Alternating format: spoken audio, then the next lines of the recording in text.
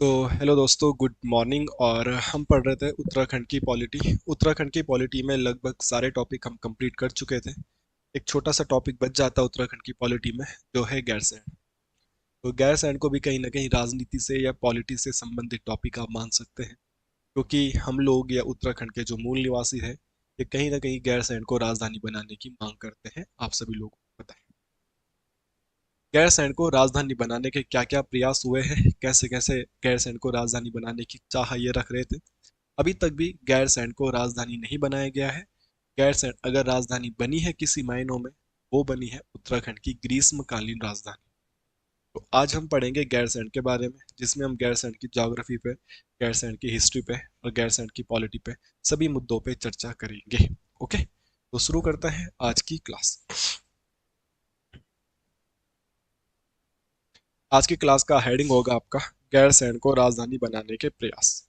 तो हेडिंग डालिएगा गैरसैंण को राजधानी बनाने के प्रयास।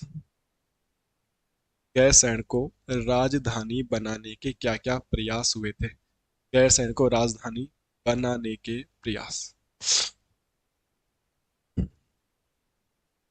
ये हमारी हेडिंग होगी और इसी मुद्दों को हम पढ़ने आगे जा रहे हैं। पहला पॉइंट, अगर हमको गैरसैंण को राजधानी बनाने के प्रयास में करना है, तो पहले हमको ये जानना होगा मेरे दोस्तों, ये गैरसैंण कहाँ पे पड़ता है। अगर मैं गैरसैंण को बात करूं डिस्ट्रिक्ट वाइज, तो आप सभी लोगों को पता है गैरसैंण डिस्ट्रिक्ट वाइज चमोली में पड़ता है। अगर गैरसैंण बोलेगा कौन से पट्टी में पड़ता है, तो एक पट्टी का नाम आप सभी लोगों को देखना पड़ता है, और वो पट्टी का नाम है लोहबा पट्टी। मैं आप सभी लोगों से कहता हूँ कि ये क्वेश्चन हमारे ग्रुप सी के पेपर में ऑलरेडी पूछा जा चुका है कि कुमाऊं में कितनी पट्टी थी और कितने परगने थे। जब यहाँ पे ब्रिटिश रूल चलता था, तो इस क्षेत्र को पट्टी और परगनों में बांटा गया था। तो वही पट्टी ये भी है। वर्तमान में भी जब कभी आप खाता खतौनी निकालते हो अपनी जमीन का, तो वहां पे भी आपको पट्टी देखने के लिए मिलेगी, और आपकी पट्टी का मालिक ही आपकी पटवारी कहलाता है। ओके, जैसे मैं जयरीखाल ब्लॉक में रहता हूँ, तो हमारी पट्टी होती तल्ला बदलपुर। जैसे वर्तमान में भी कोटद्वार में रहता हूँ, तो यहाँ पे पट्टी होती सुखरो पट्टी। आपका जो एड्रेस होगा गाँव का, वहां पे भी कोई ना कोई पट्टी आपको देखने के लिए मिलेगी। तो गैरसैंण कौन सी पट्टी में आता है साहब, तो लोहबा पट्टी में आता है। अगर ब्रिटिशर्स ने इस उत्तराखंड को पट्टी और परगनों में बांटा था, और यह क्वेश्चन ग्रुप सी में पूछा गया है, तो मैं आप लोगों को क्या बताना चाह रहा हूँ, आप उस मुद्दे को समझने का प्रयास करिएगा। मैं कह रहा हूँ कि कुछ पट्टी गढ़वाल में भी रहे होंगे, और कुछ पट्टी परगने कुमाऊं में भी रहे होंगे, और यही प्रश्न आपके ग्रुप सी ने पूछा चुका है। अगर बोलेंगे गढ़वाल में कितनी पट्टी और परगने थे, तो इनका डाटा आता है 11 और 86। और अगर आपसे बोलेंगे कुमाऊं में कितने परगने थे, तो 19, और पट्टियां कितनी थी, 125। तो ये पूछे जाते हैं पट्टी और परगनों के बारे में, या परगना या पट्टी के बारे में। तो ध्यान रखना, ये क्वेश्चन ऑलरेडी एग्जाम में पूछा भी जा चुका है, और आप सभी लोगों को ये पता भी होने चाहिए। ठीक है, तो अगर आपसे क्वेश्चन बनेगा जब ब्रिटिश काल चल रहा था, ये ब्रिटिश शासन चल रहा था, तो उत्तराखंड में, सॉरी, गढ़वाल में कितने परगने थे, तो आप बोलोगे गढ़वाल में कितने परगने थे, आपके सामने बोर्ड पे लिखा हुआ है 11। और कितनी पट्टियां थी गढ़वाल में, तो आप बोलोगे 86। कुमाऊं की बात करेंगे तो परगने कितने हो जाएंगे, 19, और पट्टी कितनी हो जाएगी, 25। ये क्वेश्चन ऑलरेडी पेपर में पूछा जा चुका है, तो मुझे लगता है आप समझदार हो और आपको ये चीजें याद करें। अगला पॉइंट ये है कि आप वर्तमान में ग्रुप सी के प्रश्न देख पा रहे होंगे, यहाँ कथन वाले क्वेश्चन ज्यादा बन रहे हैं। तो क्वेश्चन आ जाएगा कौन सा कथन गैरसैंण के बारे में सत्य और असत्य है। ठीक है, तो गैरसैंण चमोली की लोहोवा पट्टी में, ठीक है। गैरसैंण साथ साथ एक अपने आप में तहसील भी है, और गैरसैंण साथ साथ अपने आप में एक विकास खंड भी है। और विकास खंड को आप क्या बोलोगे, विकास खंड को आप बोलोगे ब्लॉक। विकास खंड को आप क्या बोलोगे, ब्लॉक। ये पॉइंट आप ध्यान में रख सकते हैं। तो गैरसैंण के बारे में कौन सा कथन सत्य है और असत्य है। क्या गैरसैंण एक तहसील है, क्या गैरसैंण एक ब्लॉक है, क्या गैरसैंण लोहबा पट्टी में, या तीनों कथन सत्य है, तो सभी सत्य हो जाएगा। जैसे कोटद्वार देखो जाएगा, तो कोटद्वार में एक तहसील है, कोटद्वार तहसील है, बट कोटद्वार ब्लॉक नहीं है। ब्लॉक कहाँ होता है, इन लोगों का दुगड्डा। जैसे मैं अपने बात करूं, तो मेरी तहसील कहाँ है, मेरा तहसील का हेडक्वार्टर है लैंसडाउन में, बट मेरा जो ब्लॉक है वो है जयरीखाल ब्लॉक, पौड़ी गढ़वाल में। तो हो सकता है आपका ब्लॉक और आपका तहसील अलग अलग हो, मगर गैरसैंण में तहसील हेडक्वार्टर भी है और ब्लॉक हेडक्वार्टर भी। ठीक है, तो ये चीजें आप समझते होंगे। चलिए, तो ये उसकी बेसिक सी इंफॉर्मेशन थी गैरसैंण के बारे में, जो हम सभी लोगों को पता होनी चाहिए थी और आप लोगों को सबको पता भी। गैरसैंण के भूगोल में अगर हम और जाए तो कहा जाता है, नोट करके मैं यहाँ पे लिख रहा हूँ, कि जो गैरसैंण है, गैरसैंण जो है, गैरसैंण दूधातौली, गैरसैंण दूधातौली व प्यासी पट्टियों के मध्य स्थित है। प्यासी श्रृंखला के मध्य स्थित है। ठीक है, तो ये दो पर्वतों से घिरा हुआ है, दो श्रृंखलाओं से घिरा हुआ है। और गैरसैंण किन दो श्रृंखलाओं से घिरा हुआ है? एक दूधातौली जो बहुत एग्जाम में आता है, और एक है ब्यासी श्रृंखला। ब्यासी श्रृंखला और दूधातौली के मध्य में ही आपका गैरसैंण बसा हुआ है। ये बात आप लोगों को पता होनी चाहिए। और इसको पढ़ने के लिए हम नेक्स्ट पेज में जाएंगे, तो यहाँ पे एक टर्म आया आपके पास, दूधातौली। क्या टर्म आता है आपके पास यहाँ पे? दूधातौली। दूधातौली से बहुत ज्यादा प्रश्न बनते हैं, इस दूधातौली को समझेंगे। दूधातौली का नाम पड़ा हुआ है दूध की तौली से या दूध के कटोरे से। आपने कटोरा देखा होगा, ऐसा कटोरा होता है, बाउल, नीचे उसमें गहरा होता है ना, जहाँ पे सब्जी खाते हैं। एक वर्ड आता है तौल। तौल उसको बोला जाता है जिसमें गाँव में गाय को पींडा खिलाया जाता है। आप सब लोगों ने देखा होगा गाय जिसमें खाती है वो पींडा वाला, या आप समझ सकते हो जैसे टब होता है, आजकल टब आ जाते हैं प्लास्टिक के, तो वो लोहे का होता है, क्योंकि उसको चूल्हे में पींडे को उसाया जाता है और गाय को खिलाया जाता है। या शादी ब्याह में गाँव में जब खाना बनता है तो भी बड़े बड़े तौलों में भात दाल बनता है। गाँव में शादी होती थी तो पंचायत भवन में कुछ सरकारी तौले होते हैं जिनमें खाना वाना बनाया जाता है, तो वो सारी चीजें। तो दूध का तौल, तो कभी क्वेश्चन आएगा दूध का कटोरा या दूध का तौल किसे कहा जाता था, तो ये दूधातौली को ही कहा जाता था। आप इस बात को समझ सकते हैं। क्योंकि गढ़वाली कुमाऊनी खूब आ रही तो मैं बता देता हूँ। इसको उत्तराखंड का पामीर कहते हैं। दूधातौली को उत्तराखंड का पामीर कहते हैं, आप सभी लोगों को पता है। असलियत में पामीर क्या है? असलियत में पामीर एक पठार है। अंग्रेजी में इसके लिए प्लेट्यू शब्द का प्रयोग किया गया है। ठीक है, पठार को अंग्रेजी में क्या बोलते हैं? प्लेट्यू, ऐसा कुछ कहते हैं, और हिंदी में तो हम पठारी कहेंगे। तो पामीर असलियत में एक पठार है। पामीर कहाँ पड़ता है? तो पामीर पड़ता है तिब्बत में। कहाँ पड़ता है? तिब्बत में। वर्तमान में तो तिब्बत है नहीं कुछ, तो हम क्या बोल सकते हैं? चीन। तो इसीलिए ये दुनिया का सबसे बड़ा पठार है। इसको विश्व की छत भी कहा जाता है। कभी क्वेश्चन आएगा आपको, रूफ ऑफ द वर्ल्ड किसे कहा जाता है? विश्व की छत किसे कहा जाता है? तो रूफ ऑफ द वर्ल्ड, विश्व की छत कहा जाता है पामीर को। ये बात आप सभी लोग समझ लीजिएगा। और उत्तराखंड का पामीर इस पठार को कहा जाता है, दूधातौली के पठार को। इसके अलावा यहाँ से 5 नदियों का उद्गम होता है। ना जाने कितनी बार ये क्वेश्चन पूछे गए हैं, आपको ये सारी चीजें याद रखनी है। दूधातौली से कितनी नदियों का उद्गम होता है? 5 नदियों का उद्गम होता है। ये 5 नदियां कौन कौन सी होगी, हमको इन सब के बारे में जानकारी प्राप्त होनी चाहिए। तो दूधातौली से कितनी नदियां निकलती हैं मेरे दोस्तों? आप बोलोगे 5 नदियां। ठीक है, तो आप ये 5 नदियां कौन सी हैं? एक हो जाएगी पूर्वी नयार, और एक हो जाएगी पश्चिमी नयार। ठीक है, इसको वेस्टर्न नयार बोल सकते हैं, इसको ईस्टर्न नयार बोल सकते हैं। ठीक है, एक और नदी निकलती है यहाँ से जिस नदी का नाम है विनो नदी। एक और नदी निकलती है यहाँ से जिस नदी का नाम है आटागाड़। और यहाँ से एक और नदी निकलती है जिस नदी का नाम है पश्चिमी रामगंगा।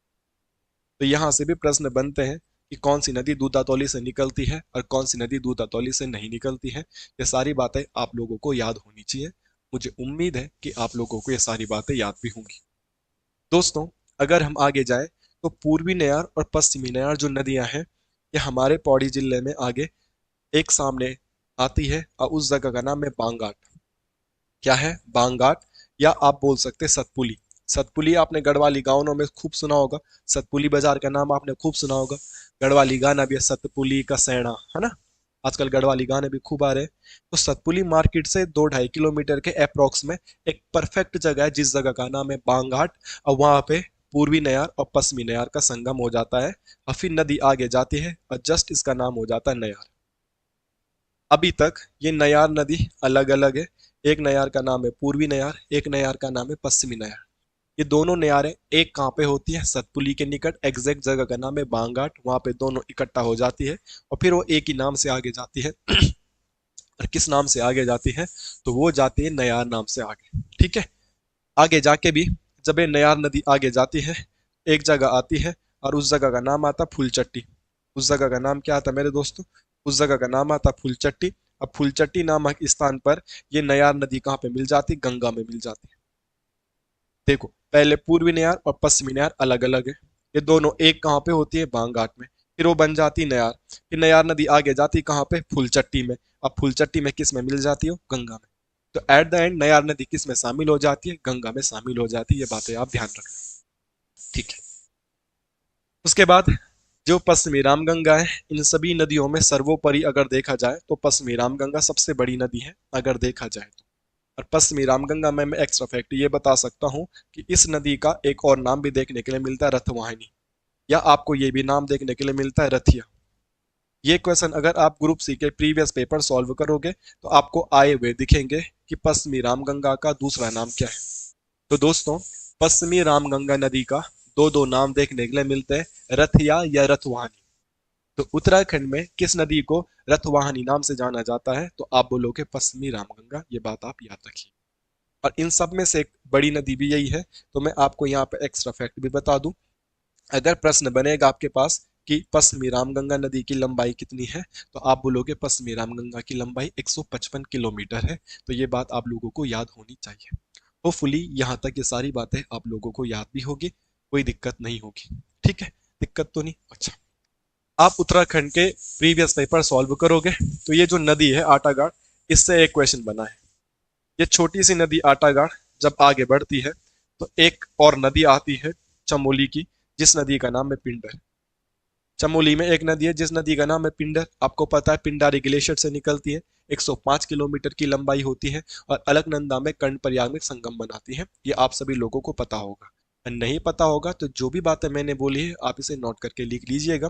पिंडर नदी पिंडारी ग्लेशियर से निकल के अलकनंदा में कर्णप्रयाग में मिल जाती है। बट इस पिंडर नदी से संगम बना लेती है कौन सी नदी, आटागाड़।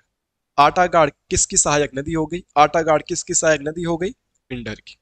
आटागाड़ जो नदी दूध अतोली से निकलती है, ये किस नदी में समा जाती है, पिंडर नदी में। और इस प्लेस का नाम उत्तराखंड के प्रीवियस पेपरों में आपको पढ़ने के लिए मिला होगा, सिमली।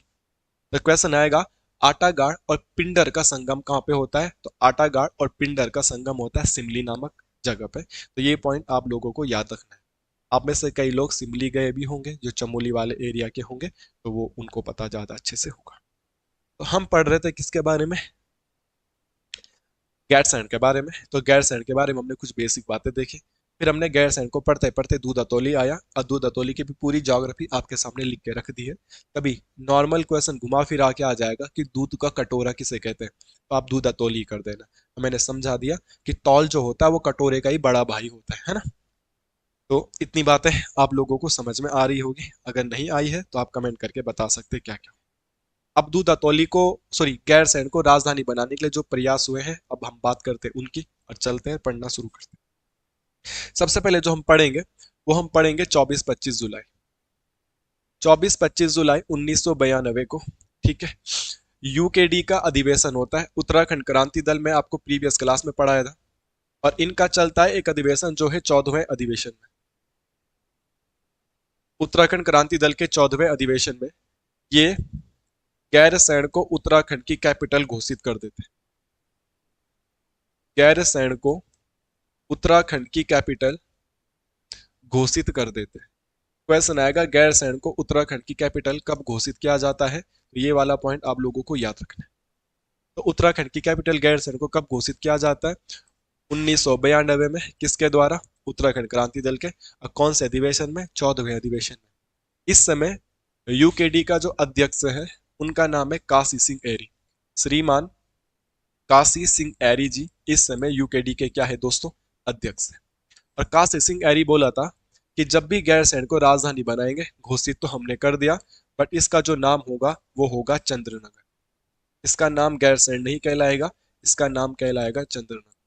तो ये भी पॉइंट बन सकता है कि गैरसैंण का नाम चंद्रनगर किसके द्वारा और कब रखा गया। तो आपके सामने डेट लिखी है, उम्मीद करता हूं कि आपको ये पॉइंट समझ में आया होगा, ठीक है।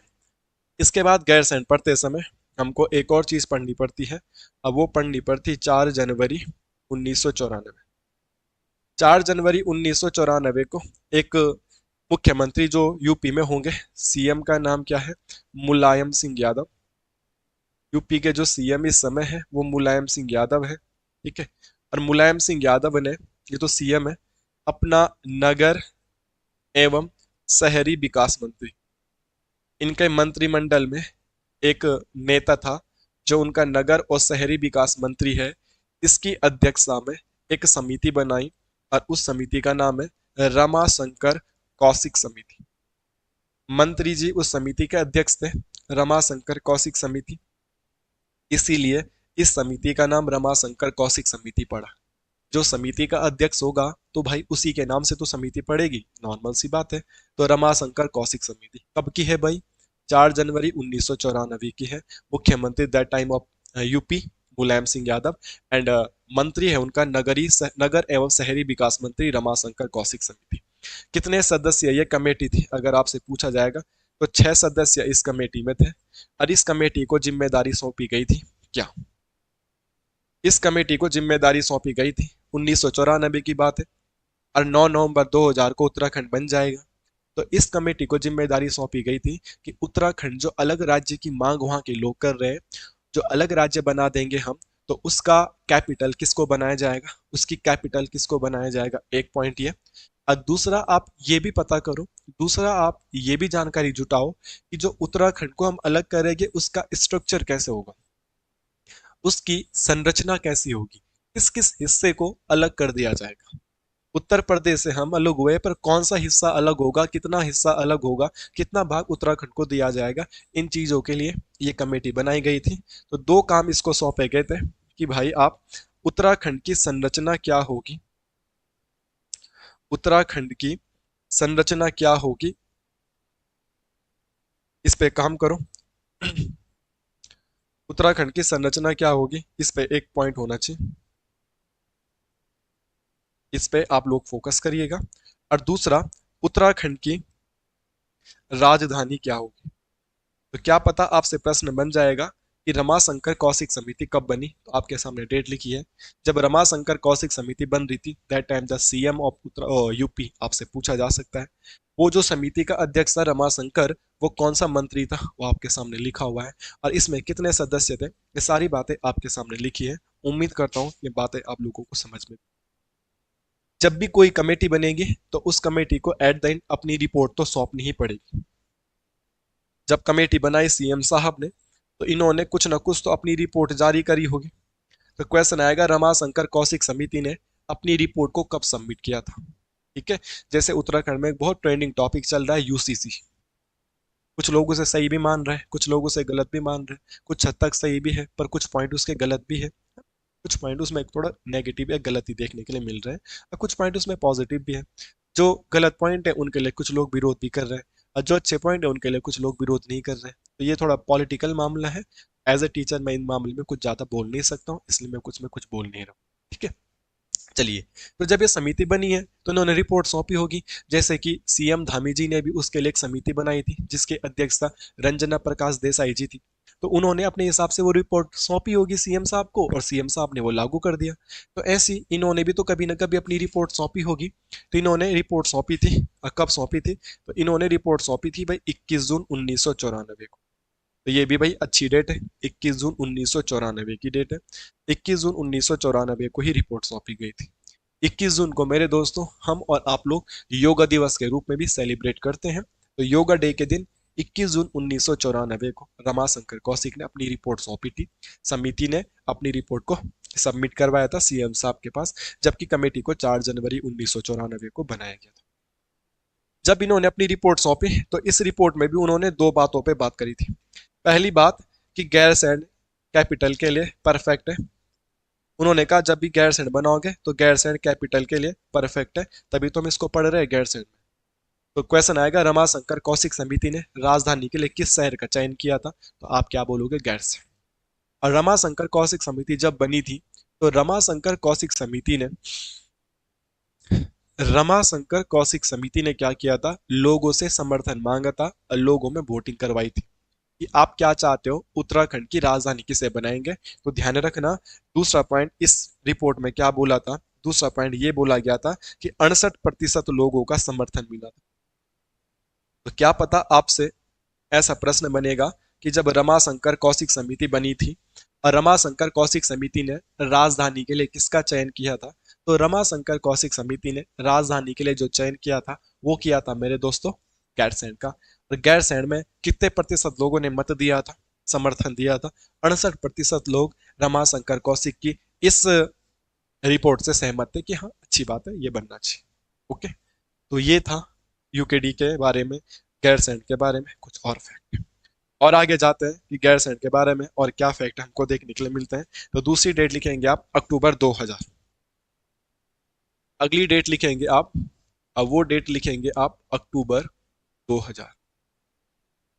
अक्टूबर 2000 में ध्यान रखना खबरदार रैली का आयोजन किया गया था, खबरदार रैली का आयोजन। तो नॉर्मल क्वेश्चन आएगा कि खबरदार रैली का आयोजन कब किया गया था, तो आप बोलोगे अक्टूबर में 2000 में। क्वेश्चन आएगा कहाँ किया गया था, तो आप बोलोगे देहरादून में किया गया था। खबरदार रैली का आयोजन जो किया गया था वो कहाँ पे किया गया था मेरे दोस्तों, देहरादून में किया गया था। और किसके द्वारा किया गया था, तो वो किया गया था उत्तराखंड संयुक्त संघर्ष समिति। उत्तराखंड संयुक्त संघर्ष समिति जो थी, इनके द्वारा, उत्तराखंड संयुक्त संघर्ष समिति जो है, इनके द्वारा देहरादून में खबरदार रैली का आयोजन किया गया था। सामान्य क्वेश्चन आएगा भाई खबरदार रैली का आयोजन कब किया गया, अक्टूबर 2000 में। कहाँ किया गया भाई, देहरादून में किया गया। किसके द्वारा किया गया भाई, उत्तराखंड संयुक्त संघर्ष समिति के द्वारा किया गया। मुद्दा यह है कि अगर खबरदार रैली का आयोजन किया गया था तो खबरदार रैली का आयोजन किया क्यों गया था, वाई, है ना। कोई भी चीज होता है तो उसके पीछे रीजन होते हैं। तो खबरदार रैली का आयोजन किया गया था कि राजधानी को देहरादून मत बनाइए, राजधानी को गैरसैंण बनाइए। क्योंकि 2000 में तो अगले महीने 9 नवंबर 2000 को तो उत्तराखंड बनने वाला है, ये एक महीने पहले की बात है। तो पता चल गया था जनता को कि सरकार गैरसैंण को राजधानी नहीं बनाने वाली है, सरकार राजधानी जो बना रही है वो किसको बना रही है, देहरादून को। इसीलिए खबरदार रैली ने उसका विरोध किया और खबरदार रैली ने बोला कि खबरदार, गढ़वाली में जब दो चार लोगों की लड़ाई होती तो ये बोलते खबरदार अगर तूने मेरे को कुछ बोला तो, है ना, किसी को वार्न करना, खबरदार।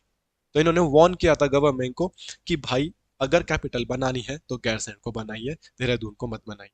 तो ये रैली की मांग क्या थी, इस रैली की मांग ये थी कि राजधानी गैरसैंण बनाओ। ठीक है, वाई अगर क्वेश्चन आएगा तो राजधानी की मांग के लिए इस खबरदार रैली का आयोजन किया गया था। और राजधानी की मांग में इनकी मांग क्या थी कि राजधानी क्या बननी चाहिए दोस्तों, गैरसैंण। ये क्वेश्चन उत्तराखंड के ग्रुप सी के पेपर में आ चुका है कि उत्तराखंड संयुक्त संघर्ष समिति कब बनी थी, तो उत्तराखंड संयुक्त संघर्ष समिति 1989 में बनी थी। ये पॉइंट भी आप लोगों को याद रखना। उत्तराखंड संयुक्त संघर्ष समिति 1989 की है, बट इस समिति ने जो खबरदार रैली का आयोजन किया वो सन 2000 में किया था। दोनों पॉइंट अलग अलग है, इनको अलग अलग याद रखना कि खबरदार रैली का आयोजन कब किया गया। तो खबरदार रैली का आयोजन किया गया था 9 नवंबर 2000 को। और किस समिति के द्वारा किया गया था, उत्तराखंड संयुक्त संघर्ष समिति। होपफुली यहाँ तक बातें क्लियर होगी। चलिए आगे नेक्स्ट चीज हम पढ़ते हैं कि देहरादून या गैरसैंण को राजधानी बनाने में क्या क्या चीजें हुई थी। इन चीजों को हमें समझना। जब भी हम गैरसैंण के बारे में पढ़ते हैं तो एक चीज हम लोगों को याद होनी चाहिए, वो होती है 8 अगस्त 2008। ठीक है, तो ये बातें हमको क्यों याद रखनी है, इस बातों को आप समझ लीजिएगा। यहाँ पे एक नाम आता है, अब वो नाम आता है बाबा मोहन उत्तराखंडी। क्या नाम आता है, बाबा मोहन उत्तराखंडी। बाबा मोहन उत्तराखंडी एक बहुत ही महान नाम है, जिन्होंने अपनी शहादत तक दे दी थी गैरसैंण को राजधानी बनाने के पक्ष में। पहले ये गवर्नमेंट जॉब करते थे, बाद में इन्होंने गवर्नमेंट जॉब छोड़ के गैरसैंण को राजधानी बनाने के पक्ष में बहुत अनशन भी किया था। बाबा मोहन उत्तराखंडी 8 अगस्त 2004 हो गए। ठीक है, बाबा मोहन उत्तराखंडी। और ये 38 दिन की भूख हड़ताल इन्होंने करी थी। 38 दिन की भूख हड़ताल इन्होंने करी थी। और जो इन्होंने भूख हड़ताल करी थी ये कहाँ पे करी थी, तो ये करी थी इन्होंने बेनीताल में। कहाँ पे करी थी, बेनीताल में। कोई बोलेगा ये बेनीताल कहाँ पड़ता है, चमोली में पड़ता है।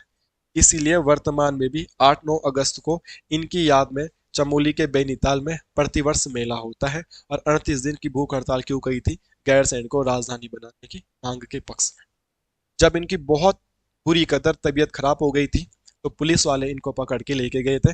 अब पुलिस वाले CSC सेंटर कंड प्रयाग में इनको इलाज के लिए लेके गए थे और कंड प्रयाग में ही इनकी मृत्यु हो गई थी, या कंड प्रयाग में ही ये शहीद हो गए थे। तो आंदोलन कहाँ पे किया था ये पता तो सब लोगों को पता है, कहाँ पे किया था आंदोलन?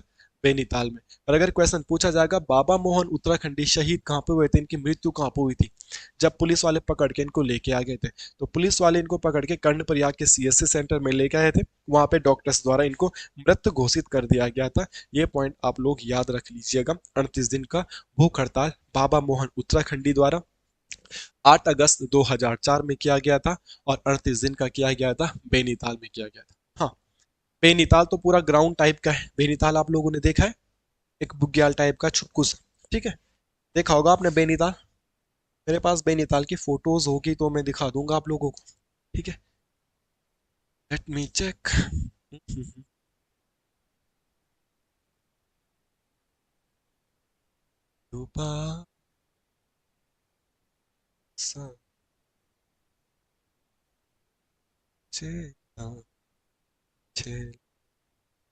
दिस इज बेनीताल, है ना। नैनीताल इस टाइप का देखने के लिए मिलेगा आपको। तो ये थोड़ा बुग्याल टाइप का एक हरियाली भरियाली जगह आपको दिख रही होगी यहाँ पे। और यहाँ पे हल्का सा आपको पानी दिख रहा होगा, ये ब्लैक ब्लैक है ना, यही पानी है, तो इसी को बेनीताल कहा जा रहा है, ठीक है। काफी अच्छी लोकेशन आपको दिख रही होगी, कैमरा में थोड़ा चीजें ज्यादा अच्छी दिखती है, ठीक है। तो ये है बेनीताल, आप इसे देख पा रहे होंगे तो। और यहाँ ही उन्होंने क्या किया था, अनशन किया था। पर खुले मैदान में थोड़ा ना बैठे रहे होंगे अकेला, कहीं पे एक छोटा सा बनाया होगा जहाँ पे उन्होंने 38 दिन का हड़ताल अनशन किया था, है ना। तो ये क्वेश्चन भी आप लोगों से पूछा जा सकता है कि इन्होंने भाई अनशन हड़ताल जो करी थी वो बेनीताल में करी थी, ये सब लोगों को पता है। और बेनीताल की आपने फोटो भी देख ली है, अब इसको हटा देते हैं, इसका काम खत्म। तो इन्होंने जो बेनीताल में हड़ताल या अनशन करी थी, ये एग्जैक्ट कहाँ पे करी थी, अगर ऐसा प्रश्न आपके पास बन जाएगा तो आप लोग बोलोगे टोपरा उड़ियार, है ना। आप में से कमी बच्चों को ये पॉइंट पता होगा, जो भी इस क्लास को देख रहा होगा, ठीक है। तो टोपरा उड़ियार, यहाँ पे उन्होंने अनशन करी थी, इस जगह पे वो बैठते थे एग्जैक्ट। तो बाबा मोहन उत्तराखंडी को आप जरूर याद रखिएगा, एक बहुत महान नाम है जिन्होंने गैरसैंण को राजधानी बनाने के पक्ष में 38 दिन की भूख हड़ताल करी और कर्णप्रयाग में शहीद भी हो गए थे। बेनीताल चमोली में फोटो मैंने आपको दिखाई थी, एग्जैक्ट प्लेस का नाम है टोपरा उड़ियार। आगे बढ़ते हैं। अच्छा, बाबा मोहन उत्तराखंडी भी तो देख लीजिएगा आप, जिन्होंने शहादत दी थी, वो भी तो आपको पता होना चाहिए। आप उनको पढ़ते पढ़ते नमन कर सकते हैं, ठीक है। ये रहे बाबा मोहन उत्तराखंडी जी। हाँ, पहले ये जॉब वगैरह भी करते थे, सरकारी जॉब, उसके बाद इन्होंने ये बाबा का रूप धारण किया और सारा चीज, सारा जीवन समर्पित कर दिया था। तो गैरसैंण को स्थायी राजधानी बनाने के लिए अनशन करने व अपने प्राणों की आहुति देने वाले शहीद बाबा मोहन उत्तराखंड की पुण्यतिथि पर सत सत नमन। उत्तराखंड युवा शक्ति संगठन, उनका ये पोस्ट मैंने डाउनलोड किया है, तो ठीक है। तो चलिए हम आगे बढ़ते हैं और आगे देखते हैं कि क्या चीज़ हमको देखने के लिए मिलती है। नेक्स्ट डेट मेरे दोस्तों आप लिखने के लिए तैयार हो जाइएगा। नेक्स्ट डेट हम लिखते हैं उत्तरांचल प्रदेश। नेक्स्ट डेट हम क्या लिखेंगे? नेक्स्ट डेट हम लिखेंगे उत्तरांचल प्रदेश। क्या लिख रहे हैं हम? उत्तरांचल प्रदेश। उत्तरांचल प्रदेश कुछ नहीं है, उत्तरांचल प्रदेश एक बुक का नाम। उत्तरांचल प्रदेश कुछ नहीं है, उत्तरांचल प्रदेश एक बुक का नाम है। और ये जो बुक लिखी गई है, उत्तरांचल प्रदेश जो बुक लिखी गई है मेरे दोस्तों, ये लिखी गई है भगत सिंह कोश्यारी के द्वारा। किसके द्वारा लिखी गई है? भगत सिंह कोश्यारी के द्वारा ये बुक लिखी गई। भगत सिंह कोश्यारी जी उत्तराखंड के एक्स सीएम रह चुके हैं, ठीक है। उनके द्वारा ही ये बुक लिखी गई है। सर हम तो गैरसैंण को राजधानी बनाने के प्रयास पढ़ रहे थे, और गैरसैंण को राजधानी बनाने के प्रयासों में भगत सिंह कोश्यारी जी कहाँ से आ गए? तो मैं कह रहा हूँ कि भगत सिंह कोश्यारी जी की बुक है उत्तरांचल प्रदेश, और इस बुक में भी गैरसैंण को राजधानी के लिए परफेक्ट माना गया। तो इस बुक में भी उन्होंने लिखा है कि उत्तराखंड जो बनेगा या उत्तरांचल जो था, उसके लिए परफेक्ट कैपिटल गैरसैंण। तो क्वेश्चन आएगा, निम्न में से किस पुस्तक में गैरसैंण को राजधानी के लिए उपयुक्त माना गया है? ये प्रश्न बनेगा कि भगत सिंह कोश्यारी की किस बुक में गैरसैंण को राजधानी के लिए परफेक्ट माना गया है। क्वेश्चन कुछ भी बन सकता है, आजकल आयु कुछ भी पूछ सकता है। आप इन चीजों के लिए तैयार रहिएगा। उम्मीद करता हूँ आप मेरी बातों को समझ पा रहे होंगे। अच्छा दोस्तों, आगे बढ़ते हैं। बाकी भगत सिंह कोश्यारी जी अभी हाल फिलहाल में कुछ समय पहले महाराष्ट्र के गवर्नर भी थे, और भगत सिंह कोश्यारी जी को कहा जाता है पुष्कर सिंह धामी के गुरु हैं ये। पुष्कर सिंह धामी जी के राजनीतिक गुरु, पुष्कर सिंह धामी जी के राजनीतिक गुरु हैं ये। ठीक है, बहुत पकड़ इनकी है। आप खुद ही सोचो, पुष्कर सिंह धामी जी तो खुद 2022 के इलेक्शन को खुद की सीट हार गए थे बेटा। और शायद से अगर आप चमोली, देहरादून, उत्तरकाशी, पौड़ी, कोटद्वार ऐसे हो, तो आप पुष्कर सिंह धामी जी के नाम को आपने सुना भी नहीं रहा होगा 2022 से पहले। अगर आप खटीमा क्षेत्र के न हो या कुमाऊं के उनके विधानसभा क्षेत्र के न हो, तो आपने वो नाम बहुत चर्चित नहीं सुना था। अगर आप जौनसार, उत्तरकाशी, पौड़ी, हरिद्वार, देहरादून के हो और चुनाव हारने के बाद भी उत्तराखंड के सीएम बन गए, इतिहास ही बना दिया। तो हारने के बाद भी जो सीएम बने, तो कहीं ना कहीं उनके राजनीतिक गुरु भगत सिंह कोश्यारी जो एक्स सीएम थे, उनका भी बड़ा हाथ है, बड़ा योगदान है अपने चेले को सहयोग देने के लिए। तब उनके लिए दोबारा उपचुनाव करवाए गए थे चंपावत सीट से। चंपावत के विधायक जीते थे कैलाश गहतोड़ी जी, वहां विधायक थे। और कैलाश गहतोड़ी जी ने अपना रिजाइन दिया, और तब वहां पे उपचुनाव दोबारा हुए, और तब वहां से पुष्कर सिंह धामी जी जीते, निर्मला गहतोड़ी को हरा के। अगर पुष्कर सिंह धामी जी वहां पे भी दोबारा चुनाव हार जाते, तो पुष्कर सिंह धामी जी सीएम नहीं बन पाते। फिर कैलाश गहतोड़ी जी को उत्तराखंड वन विकास निगम का अध्यक्ष बनाया गया था। उत्तराखंड वन विकास निगम के पद पर उनकी डेथ भी हो गई है, करंट अफेयर में ये भी पूछा जाएगा। हाल में ही उत्तराखंड वन विकास निगम के अध्यक्ष की डेथ हुई, वो कौन है? कैलाश गहतोड़ी जी। कौन थे कैलाश गहतोड़ी जी? जो चंपावत के विधायक थे। कौन से कैलाश गहतोड़ी जी? जिन्होंने अपनी सीट छोड़ी पुष्कर सिंह धामी के लिए, और आज पुष्कर सिंह धामी जी चंपावत के विधायक और उत्तराखंड के मुख्यमंत्री है। ठीक है, तो कहाँ से कहाँ कनेक्शन, कितने क्वेश्चन मैंने आपको ऑरली सुनाए हैं, आप इन क्वेश्चनों को लिख लीजिएगा। मैंने बोर्ड पे तो लिखे नहीं है, एग्जाम में कुछ भी बन सकता है आजकल, कुछ भरोसा नहीं। ठीक है, उम्मीद करता हूँ आज के लिए इनफ है ये चीजें। बाकी नेक्स्ट क्लास पढ़ेंगे, वहां पे हम देखेंगे कि गैरसैंण को और क्या प्रयास किए गए थे राजधानी बनाने के। आप इन चीजों को, सारे चीजों को नोट करके याद करें। ठीक है, हर एक पॉइंट को रिवाइज पे ध्यान दें। नोट्स बना के, नई नई चीजें पढ़ के, नई नई किताबें पढ़ के उतना फायदा नहीं है जितना रिवाइज करके फायदा है। एग्जाम में नोट्स लेके नहीं जाते, एग्जाम में दिमाग लेके जाते हैं। और दिमाग में चीजें तभी याद होगी जब आप रिवाइज करोगे। मेक श्योर आपने प्रीवियस क्लास का रिवाइज कर लिया है, यस और नो। Thank you.